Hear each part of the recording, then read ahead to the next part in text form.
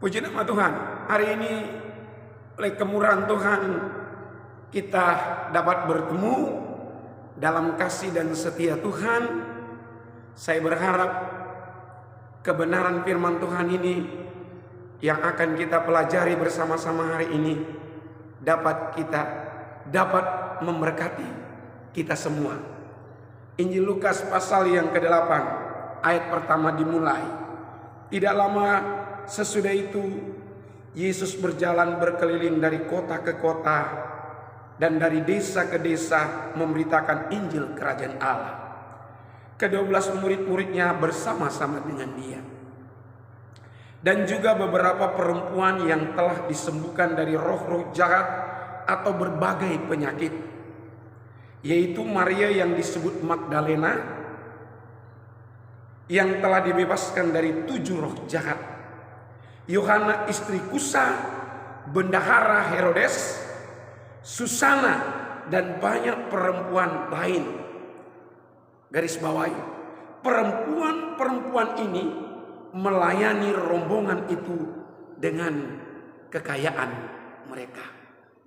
Izinkan saya untuk menyampaikan tema hari ini adalah pelayanan tanpa batas.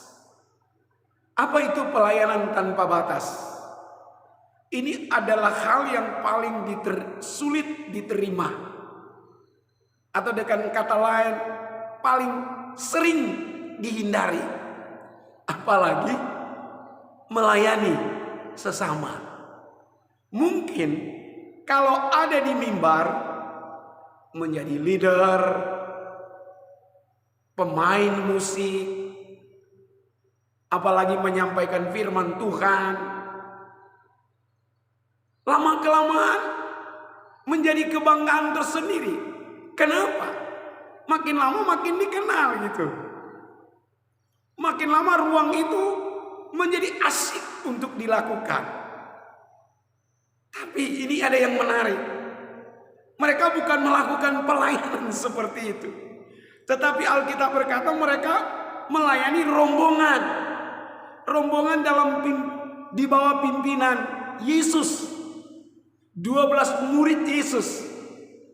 Ya, yang jelas mereka tidak sama dengan 12 murid Yesus.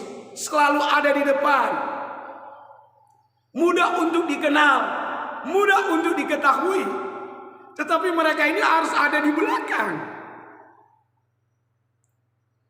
Terlalu mustahil untuk dikenal siapa mereka, karena mereka ada di belakang. Ya, saat mungkin haus, saat mau minum, saat mau makan, perempuan-perempuan inilah yang memberikan pelayanan kepada murid-murid Yesus dan Yesus sendiri. Tapi luar biasa apa yang dilakukan oleh perempuan-perempuan ini dengan pengalaman mereka bersama dengan Yesus, pengalaman mereka bersama dengan Tuhan. Mereka menjadi orang yang militan, bersedia untuk tidak dikenal, bersedia untuk tidak di depan, tapi siap untuk melayani murid-murid Yesus dan juga Yesus. Jelas sekali perempuan-perempuan ini melayani rombongan itu dengan kekayaan mereka. Luar biasa. Ketika mereka mengalami Tuhan lewat kesembuhan, lewat pemulihan, dan mereka menjadi orang-orang yang diberkati, mereka tidak lupa untuk melayani. Walaupun yang mereka layani adalah rombongan di bawah pimpinan Yesus pada waktu itu. Saya katakan tadi, bersedia untuk tidak dikenal, bersedia untuk tidak menjadi terkenal, namun tetap melayani. Bagaimana dengan kita? Apakah kita tetap mau melayani sekalipun tidak di mimbar, sekalipun tidak dilihat orang? Tetapi pelayanan kita itu berdampak kepada sesama lewat tindakan kita, lewat pemberian kita, lewat senyuman kita, semangat kita, membuat orang di sekitar kita bergairah, membuat orang di sekitar kita seolah-olah mendapatkan kekuatan, suntikan baru, semangat baru, gitu ya. Ini yang dilakukan oleh perempuan-perempuan ini. Maria yang disebut Magdalena, Yohana istri Kusa, Susana. 3 perempuan ini memberikan pelajaran penting kepada saya tentang dedikasi dari pribadi yang mau melayani tanpa batas. Tidak terkenal, tapi luar biasa. Pelayanan mereka berdampak kepada misi Yesus. Saat Yesus harus masuk dari satu kota ke kota yang lain. Saat Yesus harus masuk ke satu desa, ke desa yang lain. Perempuan-perempuan ini ready, bersedia melayani rombongan yang dibawa pimpinan Yesus dengan dan tanpa harus dilihat atau dipromosikan, dikasih di depan, diajak ke depan. Tidak. Mereka melakukan pelayanan tanpa batas. Yang saya katakan tadi dari awal, tidak semua orang mau mengenalinya. Tidak semua orang mau melakukan tugas ini. Andai kata di pelayanan mimbar, siapa yang tidak suka? Siapa yang tidak mau? Apalagi semakin hari semakin dikenal, semakin lama semakin diundang.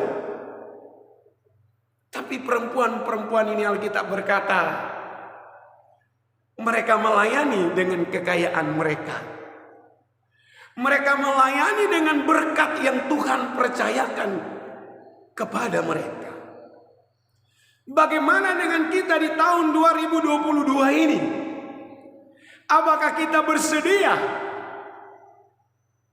melayani dalam pelayanan tanpa batas, tanpa harus dipromosikan, tanpa harus bersedia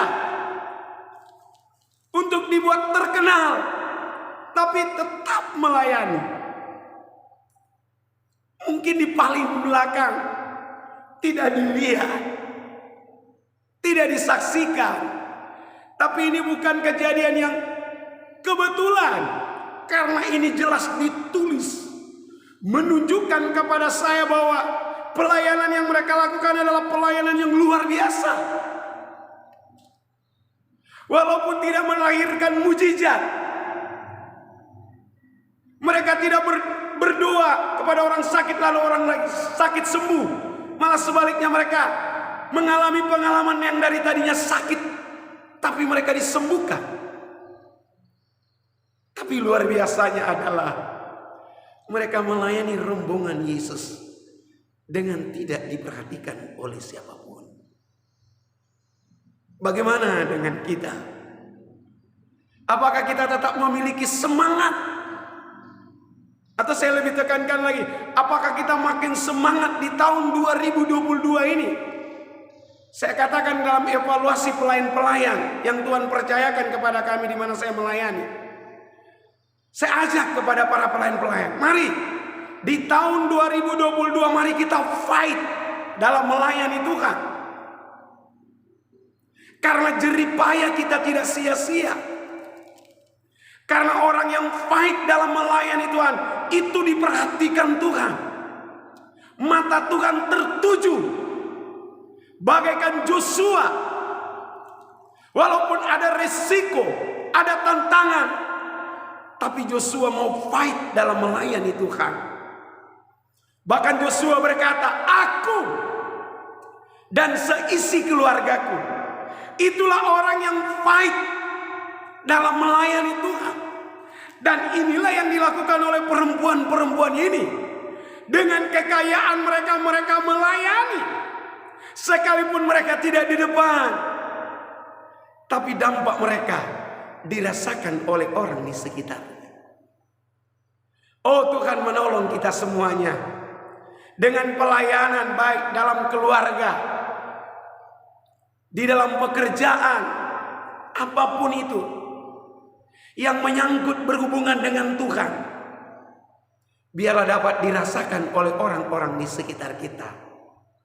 Walaupun sampai hari ini kita tidak terkenal, tidak dikenal, tapi kiranya pelayanan kita itu berdampak lewat tindakan kita, lewat perbuatan kita, apa yang kita lakukan, dengan senyum kita.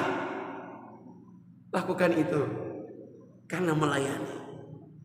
Dengan korban-korban kita, dengan pemberian-pemberian kita, semangat kita beribadah, lakukan dalam rangka melayani. Sekalipun tidak dikenal, apalagi terkenal, tapi jadikan itu sebuah pelayanan. Maka kita menjadi orang-orang yang diperhitungkan oleh Tuhan.